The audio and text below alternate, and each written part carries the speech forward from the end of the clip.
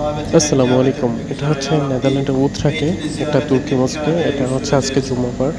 আমাদের এখানে জুম্মার পড়ানোর পর হচ্ছে নতুন এক ভাই ইসলাম গ্রহণ করছেন এবং হাজি যারা হজে যাবেন, কারণ জিল হজ মাস চলে আসছে, বড় হজের সময় চলে আসছে। তো সবার জন্য এখানে দোয়া করা হচ্ছে এবং সবার জন্য আল্লাহ তাআলার কাছে ফরিয়াদ করা হচ্ছে নাম ইয়ার জন্য, যে নতুন ভাইদের জন্য। আর এখানে একটা জিনিস, সুন্দর একটা জিনিস হচ্ছে, দেখেন এখানে মুনাজাত করার পর আবার সকলের সাথে সবাই মিলে মানে যারা গ্রহণ করছেন তাদের জন্য দোয়া করা হচ্ছে এবং হচ্ছে